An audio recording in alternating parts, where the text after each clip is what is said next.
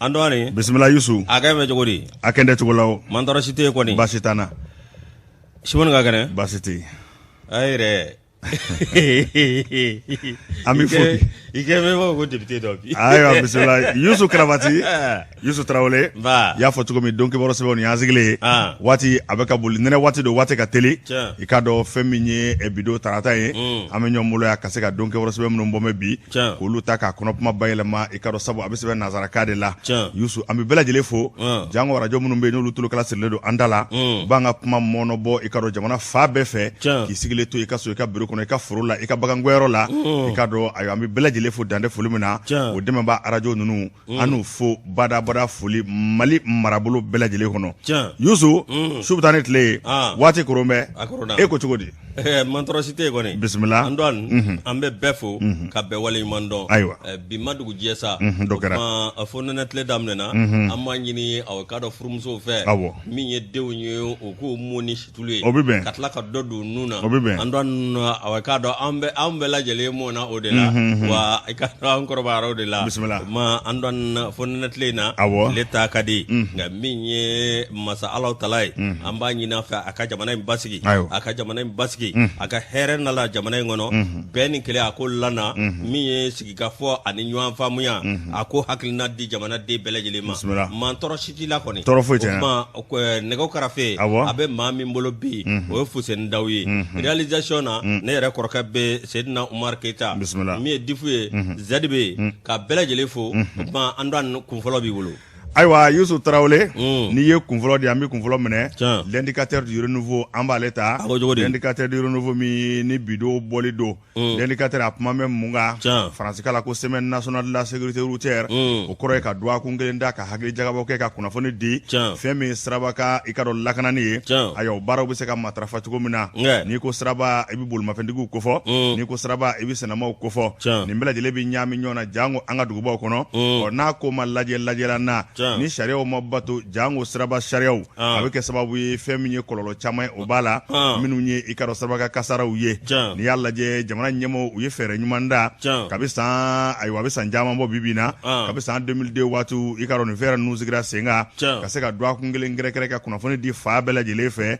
mimba to manfi unga siku ketiko do sraba ka sharia o bato ane sraba kasara ikara bisa ka duga tugo mun haga jaka ba ane ka sena mo fana ninga olu lakana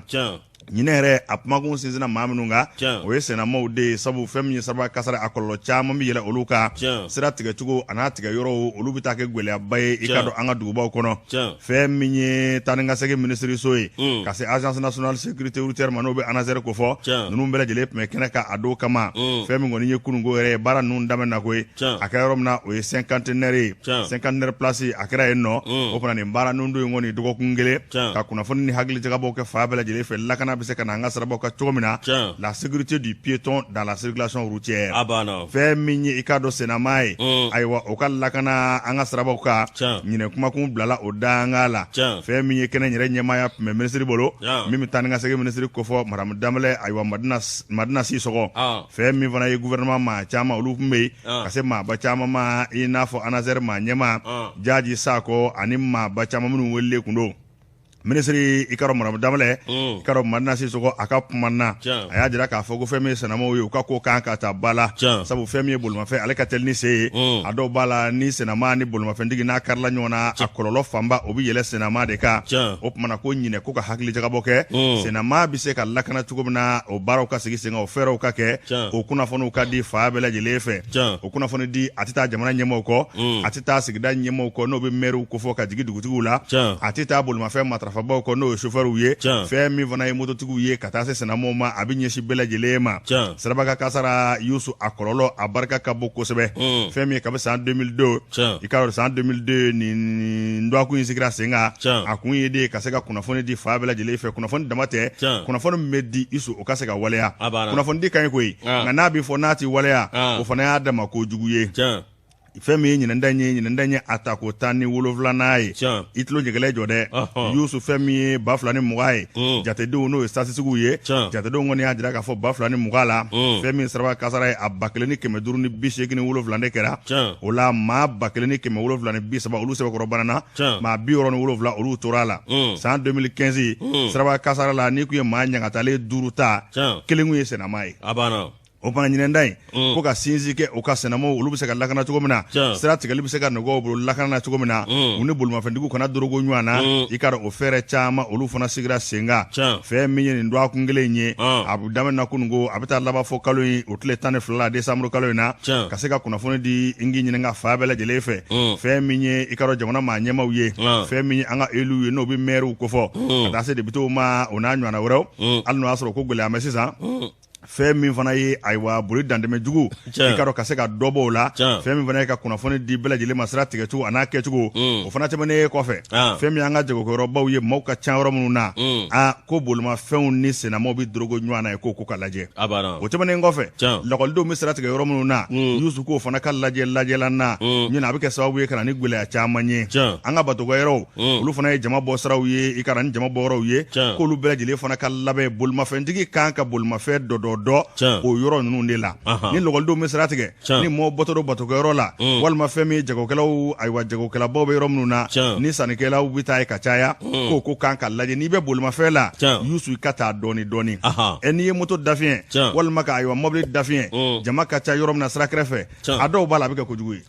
o tɛmɛnen fana kɔfɛ fɛn min maa minnu fana n'u bɛ sigi ka tɛngu siraw la dɔw bɛ t'u sigi k'u tɛngu baarakɛyɔrɔ yɛrɛ ni goudron cɛ santimètre damadɔ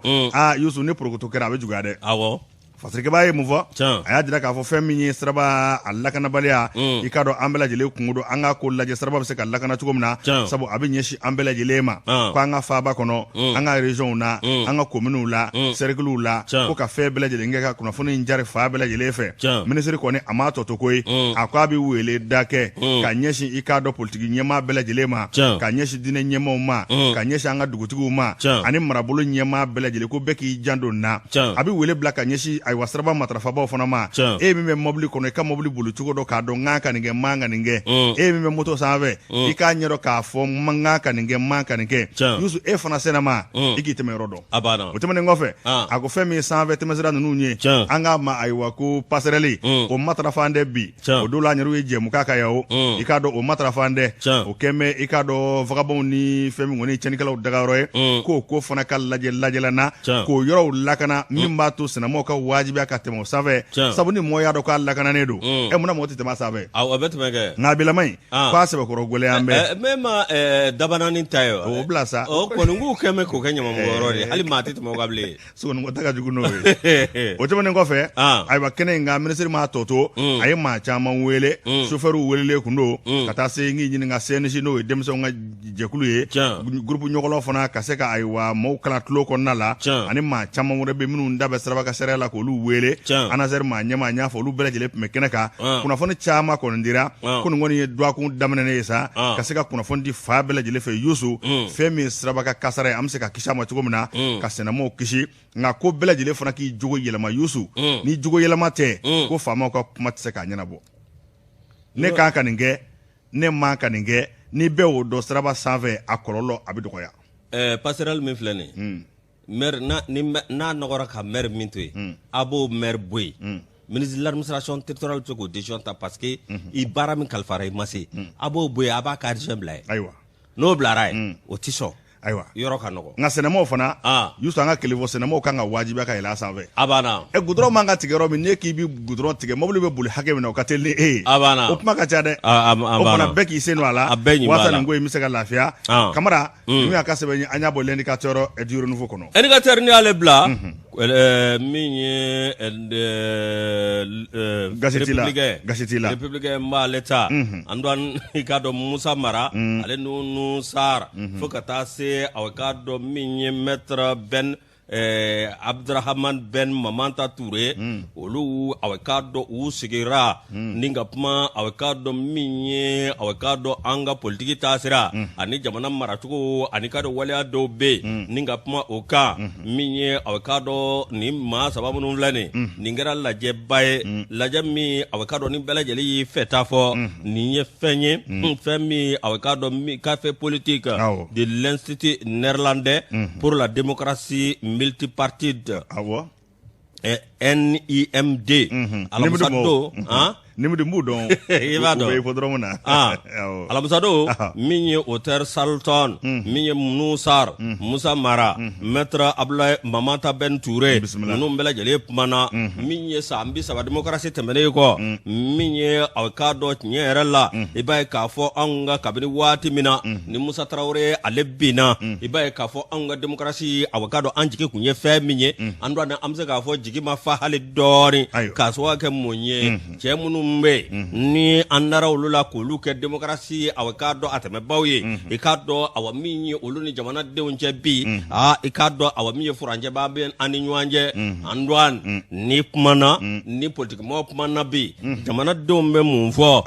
awakado aya bwangu na ni politique mo koye ubazira ka fodana ote jamana don ani politique mo ni nyanje minye awakado Musa Mara ale ajira ka fo minye awakado nyerala awatiko kaninganga seme fendo lare minye mali politiki atabulu minye ka laje ka bamayele ma do Allah kika do awaminye toka je chama o de be anga politiki la ka soge munye ni jati mineke minye awakado nafulu bade do be takadi parti politiku ma sango nana minye akuti dore parti politiku awakado biseka jamana don kuna fone chukomi minye awakado anika jamana don kolu godo kata kala flesiraka anika do awamiye jamana marakunjumana ngano na folo sorla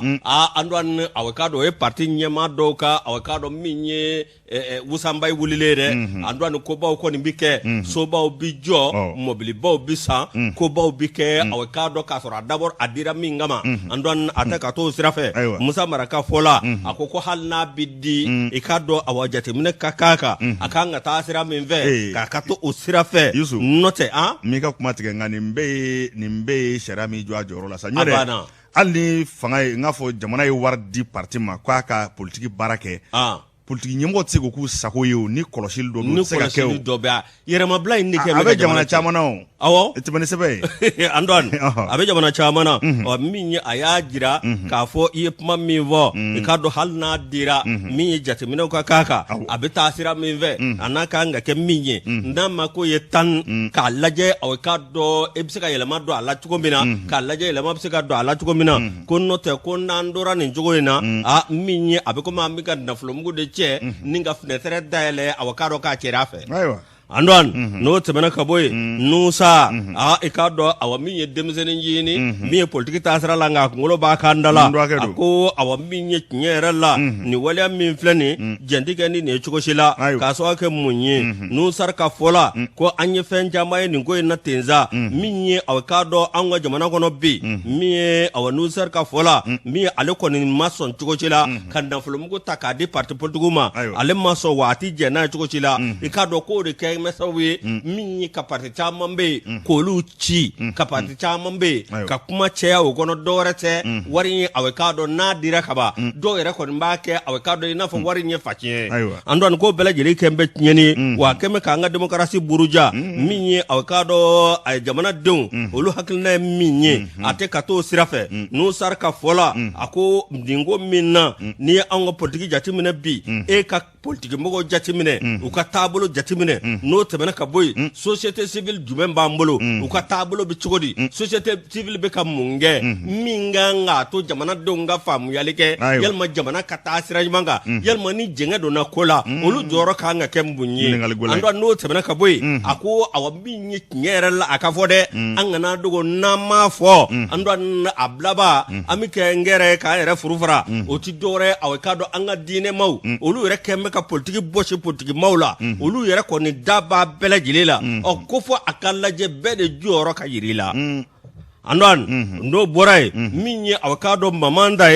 benna mamanta touré ale ko ya jira ka fo minye kabri samne 192 ibay ka fo awa minye anga démocratie aday labela jele na minye awkado faso deun olu kon yu yera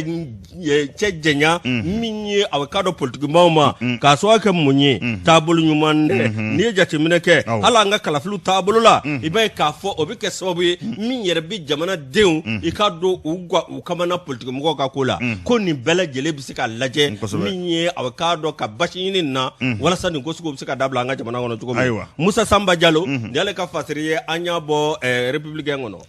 Yusu républicain barakelaw amu fo dande folimena ikado nene ndengu mi sebenda alibi l'indicateur du renouveau amme sebe nye flanana français kala a fo ko semaine du volontariat volontariat fait menye na fra ko volontaire te dore ka nyumanya barake ka soro saratala misali munye volontaire de ye ne beta barado ke wasa mado ko nafa soro ngandi saranyinana oyeka ki yere dikola ite fenyini wala ni gibi fu fo fu danye mayni na kosebe abana fu ka nyuma barake ka soro saratala wala ni trasa ne amata nga faranyonga opona onye volontaire uye amta straba fura amu ka nyere farkolo bu ke wasa mo ka lafia mo ka lafia anti fenyina la anta ke fu ikama walma ikado ni gelabi yorola ka demeta ko lu segre do ko ngele fana ka se ka akili jaga boke femi ye Croix Rouge malieni nabi Croix Rouge mali ko fo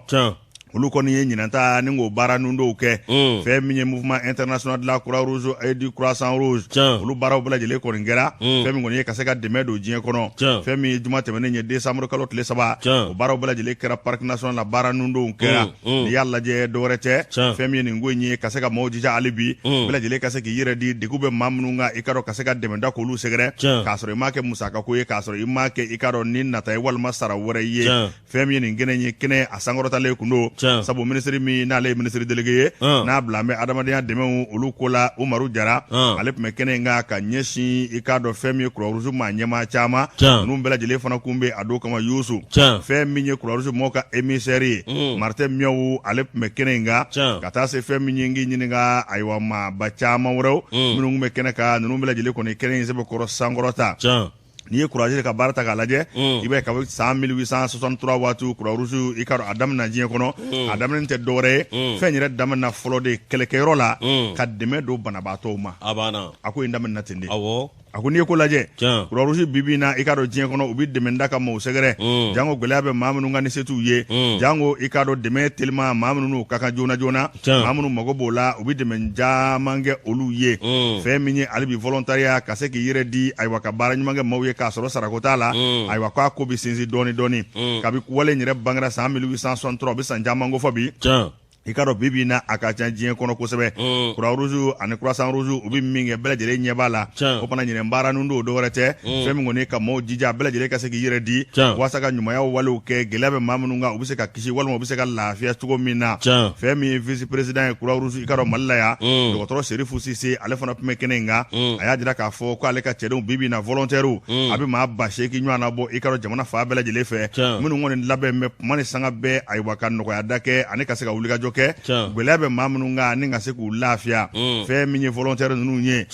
kwa bu fo ningu wala mando bibi na ango mako assistance d'urgence gela mana ma soro teliala fro kun volo ani ko ru ketugo folo ka ketugo mina ka se ka banabato lafia walma degube mamunga ko lafia ni mo kala na ko cha kin kono abin ko ya ha wallahi ni yalla je menjo aflo yen ngate woni sebe ni ko in labana kanye anga kin kono nauna ka se ka demsenin muga kin kono ko lu degenina al ni saraba ka kasara kare walma ka kasara doke olu folo iba so carte bubulo olu folo bi se kana deme do dokotoro tengo olu bi kun folo wale folo doke min ba to banabato bi se ka kisi o ya soro olu formera sisa anga ke mado buraka be aywa sarba kasara la abrima nuka ma te kan ke tugomina o datugo ana yelema tugo ni mo kala ne do ola kin kono abise ka banabato kishi gelabe mamenga ka tiki kishi yan do toro kana ako volontaire nunu ikaro formation jama mbike no e kala unye ningo ku Yusu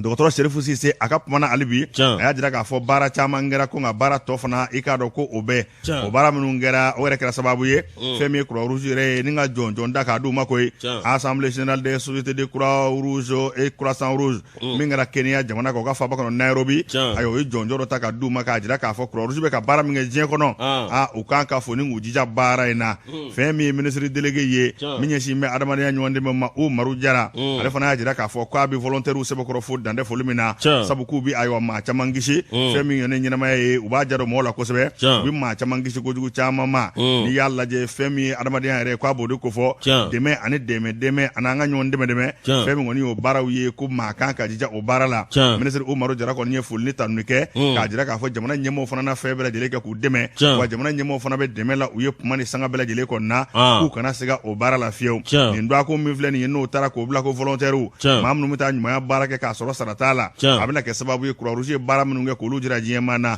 baara tɔ ye min ani gɛlɛya minnu bɛ ani ka se ka maaw wele ka maaw jija bɛɛ lajɛlen ka se k'i sen don nin baara in na sabu ka d'a kan volontariat ye baara ye baara min n'a bɛ ɲɔgɔn dɛmɛ de fɔlɔfɔlɔ kofɔ sabu fɛn min don ayiwa a ka fisa kosɛbɛ a bɛ maanifin yɛrɛ hakili lafiya wa fɛn min kɔni ye jamana yɛrɛ ye i k'a dɔn a bɛ maa ɲɛmaaw k'olu sɛbɛkɔrɔ lafiya kosɛbɛ o fana nin baara in kɔni n'u donna ko wele bɛ da maa caman ma Yusu an bɛɛ lajɛlen ka taa an don a sɛbɛn volontariat la fɛn min kɔni b'a to i k'a dɔn ni degun ye maa min sɔrɔ i k'a dɔn an bɛ se k'o tigi dɛmɛ teliya cogo min na nin ko sɛbɛn ye jamu tɛ ne ka sɛbɛn kun don an y'a salo ka bɔ l'indicateur du renouveau indicateur du renouveau ni y'ale bila nouvelle horizon ne b'ale ta miliyari 60 a n'a kunkanfɛn saba i k'a dɔn san 2021 min ye a k'a dɔn tiɲɛ yɛrɛ la nin kalo in na mois de novembre a k'a dɔn novembre mun tɛmɛna min ye anw ka a k'a dɔn min ye douaniers ye k'u kɔni y'a a k'a dɔn wulikajɔ kɛ an douane min ye jamana ye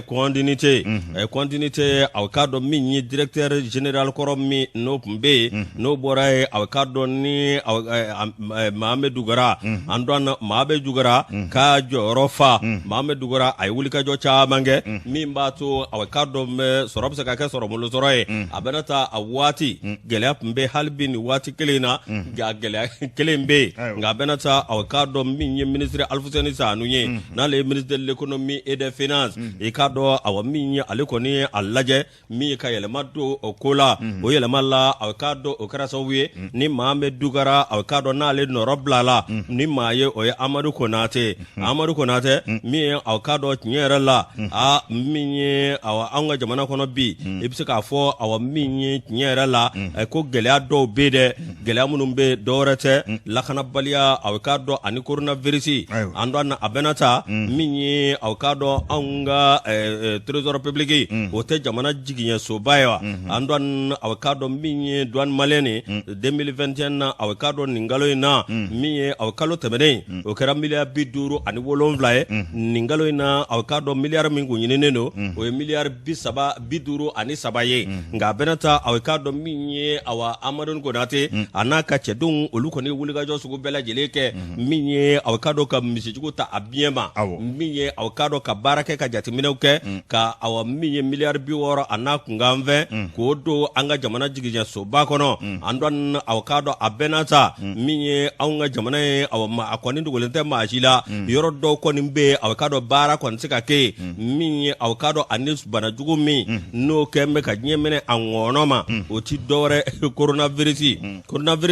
nka a bɛna ta a k'a dɔn coronavirus bɛ sen na lakanabaliya bɛ sen na Amadu Konate ale kɔni a n'a ka cɛdenw a kɔni ye a bɛ k'u kɔlɔsi cogo min na a bɛ k'u kɔlɔsi o cogo la walasa baara bɛ se ka kɛ ka ɲɛ cogo min na min ye o faamuya a k'a dɔn an ka douaniers k'u bɛɛ lajɛlen y'o faamuya sɔrɔ a tɛ se a cogo si la fo bɛn ni kelenya o ka tɛmɛ u ni ɲɔgɔn cɛ ani hakilinata ɲuman ani jamana kanu min ye o jamana kanu kelen ko sɔsa an dɔn u nana ka na nin baaraba in kɛ baara min a k'a dɔn ni jamana ɲɛmaw n'olu yɛrɛ ka nisɔndiya yira a kɛrɛnkɛrɛnnenya la min ye a k'a dɔn ministre de l'économie et des finances n'o tɛmɛna ka bɔ yen min ye a k'a dɔn maa ɲɛma minnu bɛ yen n'olu dɔnko b'a la olu bɛɛ lajɛlen kɔni ko tiɲɛ yɛrɛ la i k'a dɔn ko nin ye a k'a dɔn fiɲɛ kura ye nka min ye a k'a dɔn nin ko bɛɛ lajɛlen ye ɲɛma min bɛ yen n'i y'a mɛn ɲɛma kɔmaw fana b'a la koyi an dɔn a k'a dɔn min ye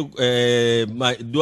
ɲɛma minnu bɛ yen min ye douanier ɲɛmaa ye k'a ye foli lase a k'a dɔn a ka baarakɛlaw ma k'a jira k'a fɔ hali bi min ye baara ka kɛ an ka jamana in bila sanfɛ an k'an tɛgɛ di ɲɔgɔn ma n'o kɛra a k'a dɔn an ka ɲinifɛn bɛɛ lajɛlen bɛ kɛ sɔrɔ fɛn ye o tuma a k'a dɔn ni ala sɔnn'a ma don n'a nataw la k'u kɔni b'a fɛ a k'a dɔn min ye k'u dɔ fara hali bi a k'a dɔn nin miliyari 6 in kan ni ka a kunnama kɛ miliyari 62 yalima a k'a dɔn miliyari 63 ye yanni a k'a dɔn san ka laban o tuma n'o kɛra sa n'i y'o bɛɛ lajɛlen fara ɲɔgɔn kan a bɛ se ka kɛ sababu ye k'a dɔn a min ye jamana ye hali ni gɛlɛya dɔw bɛ yen jamanadenw kɔni tɛna dɔn a k'a dɔn u ka taabolo la ni sɛbɛn min ye tuguna a Traoré ni ale ka fasire an y'a bɔ Nouvelle Horizon kɔnɔ Nouvelle Horizon k'u fɔ k'u waleɲuman dɔn i ka dɔn yan'an ka sugu sira minɛ fɛn min ye Mali Tribune an b'ale ta Mali Tribune i ka dɔn dɛmɛ fana bɛɛ sabu ka d'a ka jatew olu y'a jira k'a fɔ fɛn min ye Sikaso mara ani Segu mara ye i ka dɔn ni janto ma kɛ baloko dɛsɛ a bɛ sɔn ka na kosɛbɛ n'i y'a lajɛ nin bɛ maa bayirika caman bɔ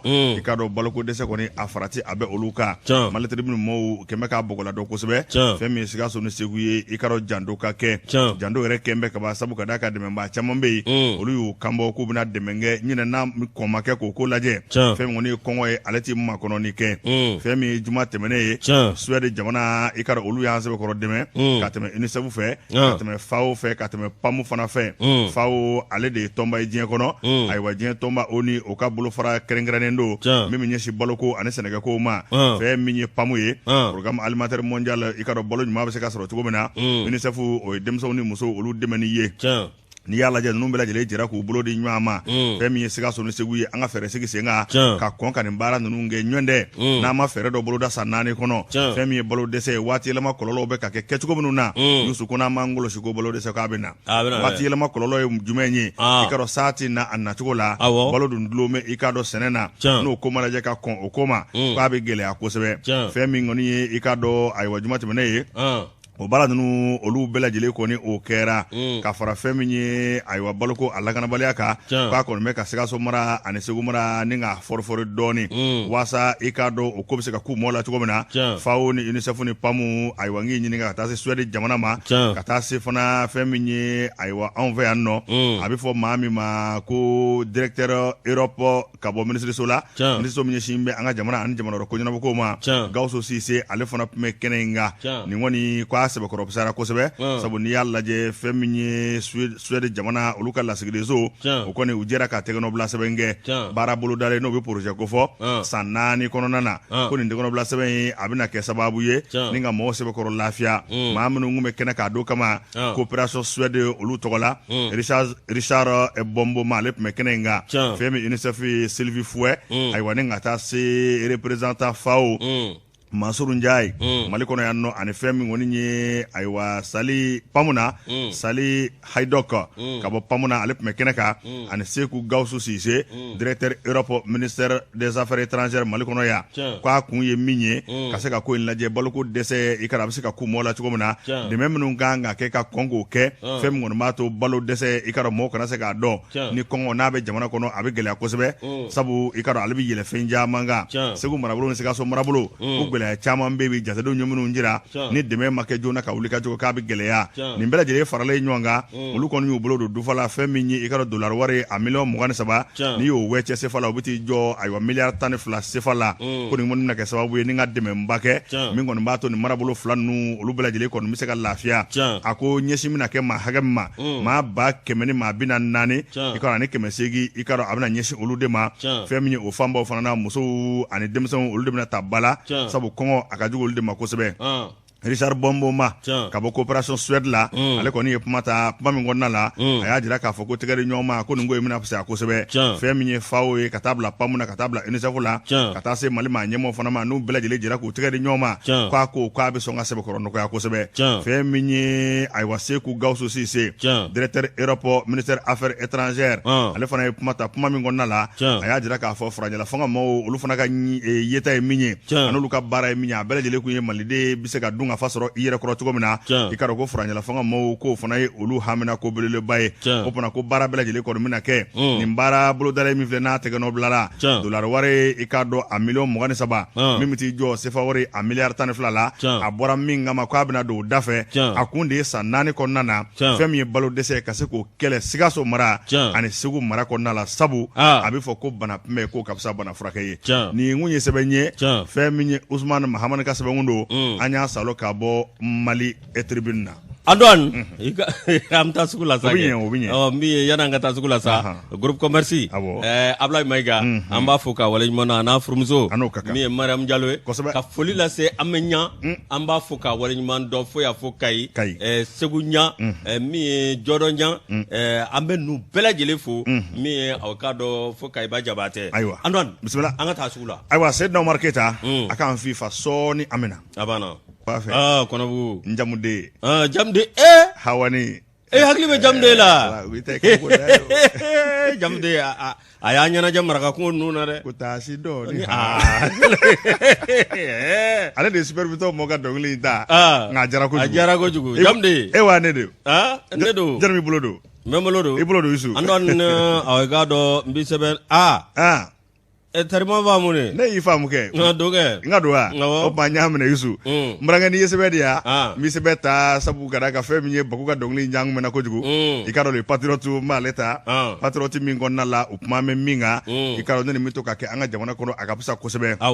fɛn min ye Mali ye sɛnɛ jamana ye nka n'a fɔra ko an ka sɛnɛfɛnw gansan bɛ se ka bɔ yan ka taa jamana wɛrɛ b'a bayɛlɛma an bɛ tila k'a san sɔngɔ gɛlɛ la ayiwa o bɛ kɛ ko gɛlɛnba ye fɛn min ye fɛɛrɛw bɛ ka sigi sen kan dɔɔni min b'a to an yɛrɛ k'an ka sɛnɛfɛnw bayɛlɛma ka se ka nafa caman sɔrɔ a la o de taara bange fɛn min na an ko ma ko rentrée solennelle formation professionnelle bolola baara o baara ninnu don i k'a dɔn 2021 ni 2022 ta a baaraw kɛra premier ministre i k'a dɔn o yɛrɛ senfɛ docteur Choguel Kokala Mayiga a taara i k'a dɔn kalanyɔrɔ belebeleba dɔ ayiwa ni ka t'o la ka t'o kurumukari a kɛra Sibikaw fɛ yen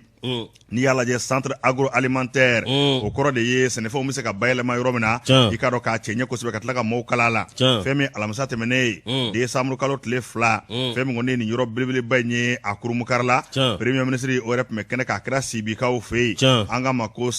campus du centre agroalimentaire de Sibi CAAS fɛn min ye nin don in ye a kɛra nisɔndiyaba ye sigidalamaw ma a kɛra nisɔndiyaba ye i k'a dɔn premier ministre ma ani maa yɛrɛ minnu b'a ɲɛmaaya la a sɛbɛkɔrɔ jara u ye kosɛbɛ n'i ye centre agroalimentaire in da k'a lajɛ nin kɛnɛ belebeleba in ani nin cakɛda belebeleba in k'an ka sɛnɛfɛnw bayɛlɛma i k'a dɔn ni ka se ka nafa caman bɔ a la i k'a dɔn a sɔrɔla maa min ka dɛmɛ fɛ nasaraw b'a fɔ ma ko philanthrope de ye maa ye a bɛ fɔ ale ma ko ba ɲumankɛ maa yɛrɛ min adamadenw lajɛ ka fɛɛrɛw sigi sen kan mɔgɔw bɛ lafiya ani ka hinɛ la cogo min o de ye philanthrope ye i k'a dɔn nin alama dɔ ye lalama i k'a dɔn k'a ma ko docteur Guntar Weber ale de ye nin baara in bɛɛ lajɛlen sigi sen kan n'i y'a lajɛ fondation internationale allemande alimanw ka jamana fana bolofara dɔ bɛ yen n'o bɛ dɛmɛ kɛ u k'a ma ko fondation Klaus Schira ale fana de ye a musaka bɔbaa ye fɛn min ye coordinateur national ye fɛn min ye Salaha Babi ale ye coordinateur national ye n'i y'a lajɛ yɔrɔ belebeleba in a sigi bɛ bolofara saba b'a la campus i k'a dɔn o bɛ yen n'a bɛ salle de formation ko fɔ n'o ye kalansow ye olu b'a kɔnɔ fɛn min ye dortoirew ye n'o ye sunayɔrɔw ye olu b'a kɔnɔ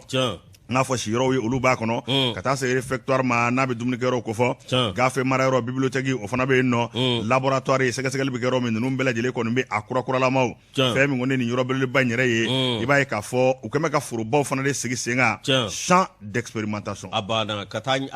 de bɛ yen sɛnɛ bɛ kɛ yan fɛ sɛnɛ ko ɲɛ bɛ ɲini yan fɛ ayiwa n'o bɔra u bɛ na n'a ye laboratoire la k'a lajɛ ka tila k'a bayɛlɛma ka tila ka mɔɔw kala kilasiw bɛ yen siyɔrɔ bɛ yen dumunikɛyɔrɔ bɛ yen wa n'a jara u bɛ se ka jiri dɔw fara ɲɔgɔn kan o bɛ den dɔ n ko kabako de don i k'a dɔn ko nin ko in a bɛna kɛ sababu ye ni ka mɔgɔw sɛbɛkɔrɔ lafiya u kɛn bɛ ka sugu fana sigi sen kan sɛnɛ bɛ kɛ yan a fɛnw bɛ bayɛlɛma a sugu fana filɛ nin a banna Yusu a ko nin ko in k'a sɛbɛkɔrɔ pusara kosɛbɛ fɛn min ye lakɔli fana ye ka tila k'o kɛ yen nɔ min kɔni b'a to mɔgɔw bɛ se ka lafiya ni k'u sɛbɛkɔrɔ kalan premier ministre Choguel Kokala Mayiga a taalen ɲɛda nin yɔrɔ belebeleba in kan a ka nisɔndiya bonyana kosɛbɛ nisɔndiya yɛrɛ bonya kojugu a y'a jira i k'a dɔn Sibikaw ani Mandekaw bɛɛ lajɛlen la a ko minɛn ɲuman min filɛ aw bolo nin ye nin fɛn ɲuman min filɛ aw bolo a kana tulonkɛ nin na dɛ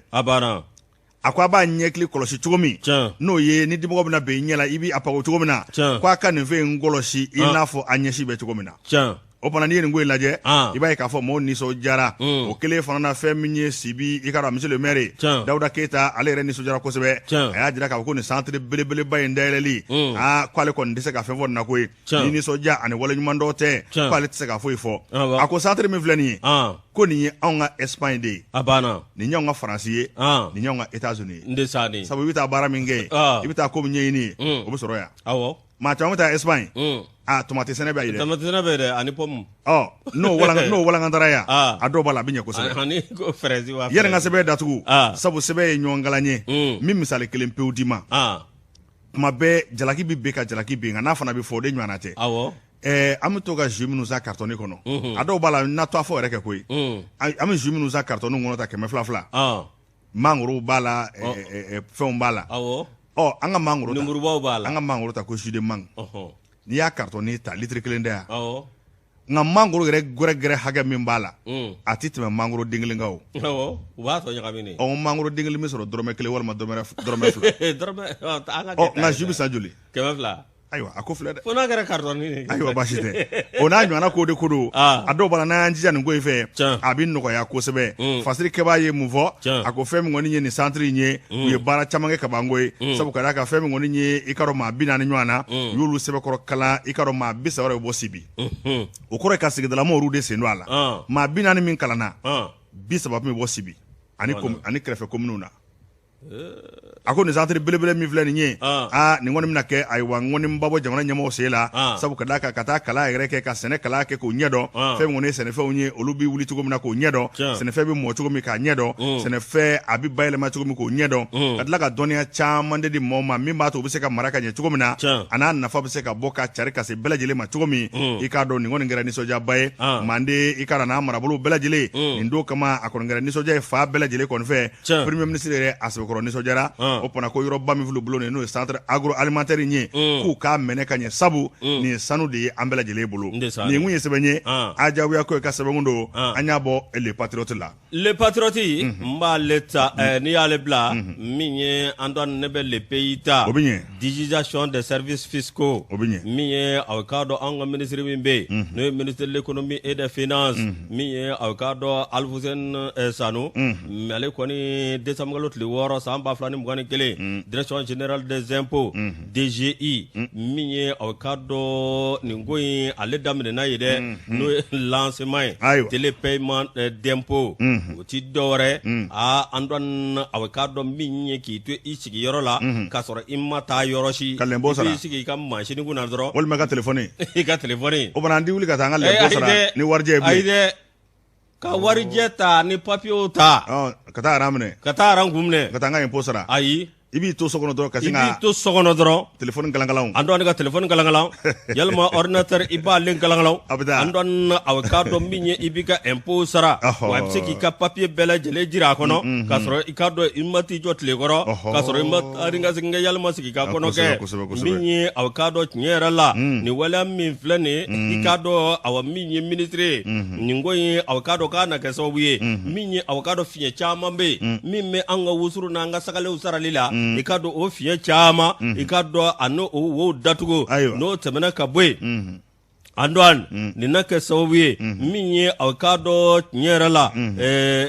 sira na sɔrɔ sira min n'o bɛ kɛ jateden kelen trésor public la n'o tɛmɛna ka bɔ yen min ye aw k'a dɔn ministre kɔni a ye aw k'a dɔn bɛɛ lajɛlen ɲini nin ko in na yɔrɔ minnu bɛ yen n'o ye aw k'a dɔn impôt ye ani taxiw min ye électronique ye direction générale aw k'a dɔn min ye électronique, direction générale des impôts, direction nationale du trésor, mais comptabilité publique, banque et établissement financier. Antoine avocado no e banque ye, ani impôt, ani trésor, ani nafolo bi avocado bara sira ou trafe. Antoine avocado aye nombela jele nyindo Allah. Akene ganza, minye avocado directeur général des impôts, ekado Machasi Jara, directeur national du trésor. Et de la comptabilité publique Ben Bouye Aïtra. andon nunum bela jele mekeneka ani ka do bangi ma nyamaw ka do awami num bela jele mekeneka andon akado ngo inda menena samba flanita ani konondo ngandon apmase ka wala chukochila minye akado ministry ale konia awale ka so ke munye abel lafia dase ono borai igado awami nyi abela jele ka centraliser no kera na temena efe abi temene fe ambela jele nyebala obayi ka fo awakado sracha mambe warka ngata mive na bse ka kegele awakado na fulo baralila obse ka ndo ya chukombina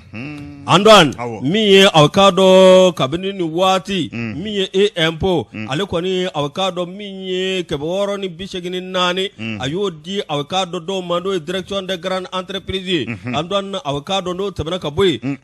kado disibaw olu na tema osrafe miye awakado moyen entreprise awakado oyekeme ani bidure andwan awakado ni min vlane miye awakado ma adomangana ukafola munu yere awakado nolu economiste nolu be jatidon sigi nywanga olu ko ni hakilna ya hakilna nyumambaye abika so we ka lafia la do jamana bara abi lafia dola wa kado abako fese ninga nyedo o sigi kalakeleka andwan miye awakado ningeneka ministry adil et finance alvuten sanu ale awakado direction générale des impôts mikado ani awa barakela fenfebe ayu foku wali mando akeneka miye awakado président commission finance conseil national de transition op mekeneka no temena kaboy sarawisi damunu mbe nolu nyesino nolu de ministre de l'économie et des finances nyube baraka nyanve no temena kaboy miye awakado yoro munumbe no bangu ani avocado impôt fokata se affaire économique ma kado uluma nyema num bele jele mekeneka wala sa nko se ka bla senga ladria ani nyedo ani bara kono tuko mina ni sebe mi avocado aya bo sebe ngono so mi no le pays digitalisation des services fiscaux c'est ça femme ngoni ni ikado majima fenye téléphone ni ordinateur ki ka wa impôt bela jele saraka ba kasri ma war mugo cega blay ku katane nga sege abana way nyebe ko ina abi chama fana de boy yurugurugula abana bibina folo e ma nguta aram ne énergie dala o ma ba ni bisigi orange ora ala ka bargado orange la wi publicité ça aya ka fo publicité ngani sigi orange sugu ni dona ubisinga bejire la klingli bi tegani dada kati kasingi ka kurasa ka kurasa seconde modo na jare bi ka jisara halla jara orange alaba ala nga musofurwari go ale retraité o yo fona ke sango yero chokorobo folo na kufura kana passion ta o tibi tabaku ngabode uye fere sigi senga chokorobo bisinga amode welete bisinga atege mune kata kare kuna orange money kasinga ayarati abana ibika passion ta abana nge no borai yo mi fona ala ngam sufurwaro ubna fere surula basite wa bitiku dobi ni tarai ibi saninke Europe betete Europe ni Maroc betete biwa machine na war blay ko ngata boutique la de ma banaw yusu ikaro le patriote ne baleta le patriote lakana bala malingo ni ki ba ma fo ibi do de fois la nga femi yesoro su ye doni ati toto kola yusu ni fe chena kase hage dola ikaro ni ki badla ikara no ye mandi o nga doni oti toto barala femi nga soro su ye alno ya soro ikaro lakana bala nyonye be kusebe sanjama ikaro chene se korokera nga ko sura su be wulika jola be ka wulika joke be ka nobo wa doni aywa yusu kwa mesesoro abana fasika ba ye mouvo ago fem ngoni nye bamanju terroristu ambe ku foroki tuko me ambe ku foroki te o nga fem ngoni nye baranye ikado abe kata doni sabu kada ka minga de oluye ka cheni bake ka taka chare réseau save fem mo jati go bo wala de ke mongo sura su be bara minge o e dibila bara de ye kaseka malede un lakana ka bara ke bara ere kologole ikado ko foli fona kanka ku ye kosebe femi sorosu uka kuna fondiso direction de l'information des relations publiques des armées diripa ikado kalo ubil la jeke ka kuna fondila wele ka nyefoge ko rube danga mina nindo kama ikado akrade samkalo tlefla la mzate mene femi amanyemae colonel Suleiman Damana lep mekenenga kata se ngi nyinga chef d'état major armée de l'air Aliou Jara ale fana tun bɛ kɛnɛ in ka a don kama fɛn min ye i ka dɔn novembre kalo in ye a ye ɲɛfɔli kɛ sɔrɔsiw ye wulikajɔ minnu kɛ min b'a to i ka dɔn sigidamɔgɔw bɛ lafiya ka maajugu ni k'olu furan ka bɔ an senkɔrɔ cogo min na a ko fɛn min ye pankuruko ye o sabatira kosɛbɛ fɛn min kɔni ye wulikajɔw ye jango sanfɛ ayiwa panu fɛn min kɔni ye sɔrɔsiw ye ko bibi na u bɛ ka nɔbɔ dɔɔni fɛn min kɔni ye ayiwa pankuru minnu sɔrɔ la o kɛn bɛ sababu ye ka wulikajɔw kɛ ka to ka pan ka kɔlɔsili kɛ i ka dɔn jugu bɛ yɔrɔ min na k'a dɔn joona joona fɛn min kɔni b'a to u bɛ se ka cɔngɔ u fara kɔnɔ cogo min na k'o baara fana b'a la ka kɛ Mali l'armée k'a bɛ ka nɔbɔ nka fɛn min ye tiɲɛnikɛlaw ye u n'u ka fɛɛrɛ jugu bɛ ɲɔgɔn na ka maaw jatigɛ ani ka jatigiw ta k'o cari fa bɛɛ lajɛlen kɔni fɛ nka fɛn min y'an ka sɔrɔsiw ye k'u senkɔrɔma don do sabu u bɛ baara min na olu bɛ baara kolo gɛlɛ de la u bɛ dibila baara de la fɛn min kɔni ye u ni Bamanju olu tɛ kelen ye u tɛ se kɛ kelen ye wa laban i ka dɔn se de an ka sɔrɔsiw ta ye sabu ko baara min bɛ ka kɛ minɛn minnu bɛ ka di ani jamana ɲɛmɔgɔw bɛ ka dɛmɛ min kɛ Yusu Kuyate mɛbila an bɛ se sɔrɔ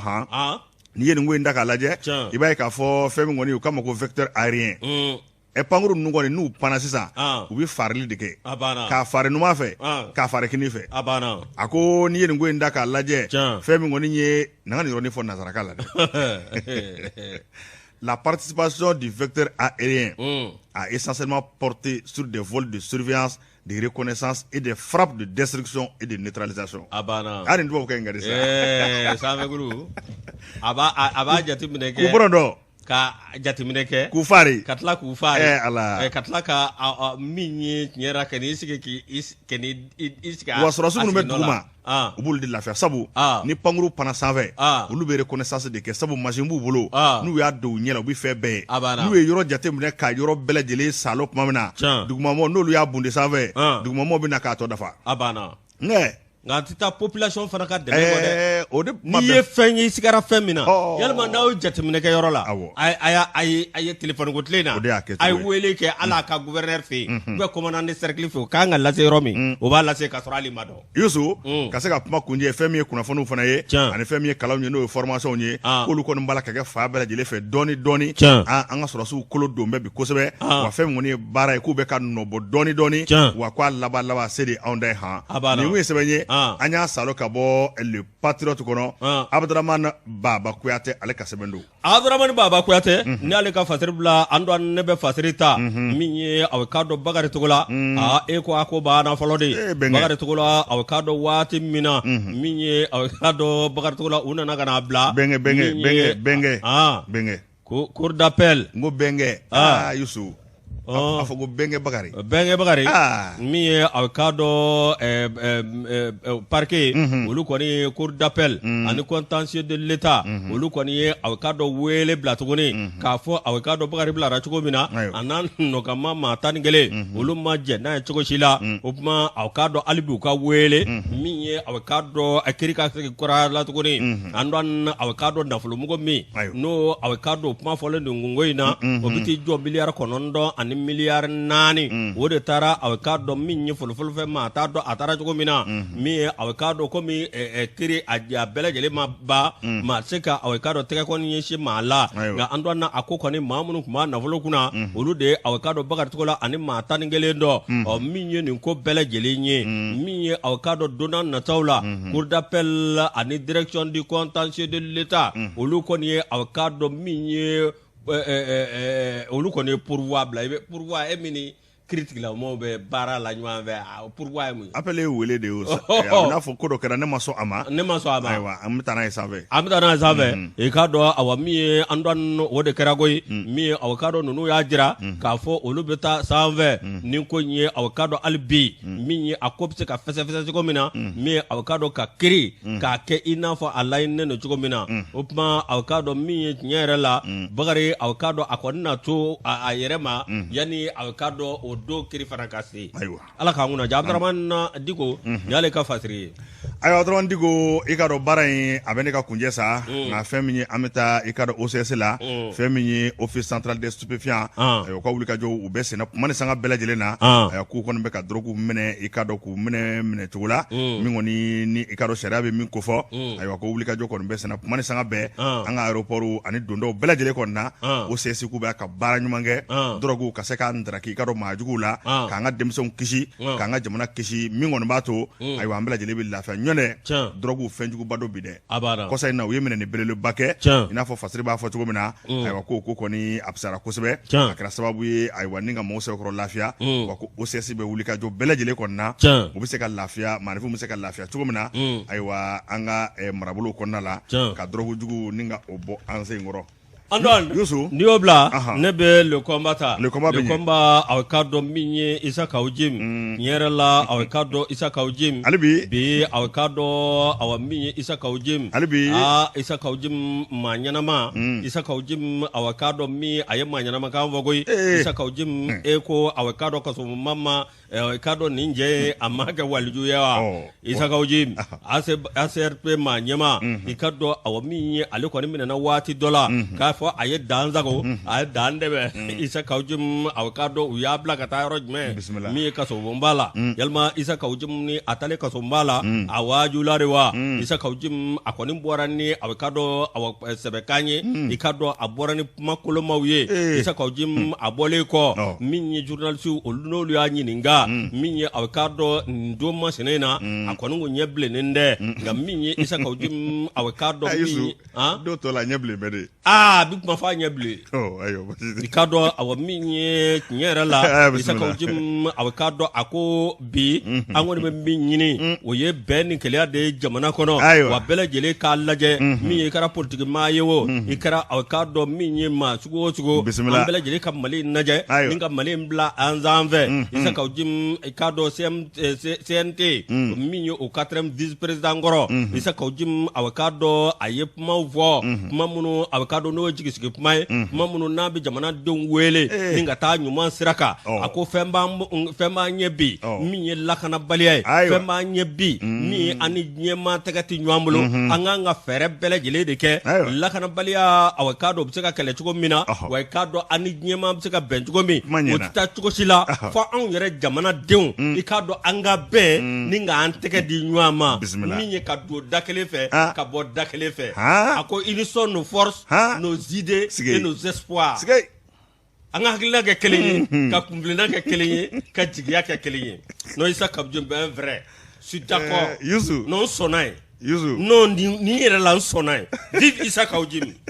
u k'a lasigi a nɔ la fɛn na yɔrɔ in na Asimu a Isa Kawu Jim na c'est 4e vice président j'opte pour ça.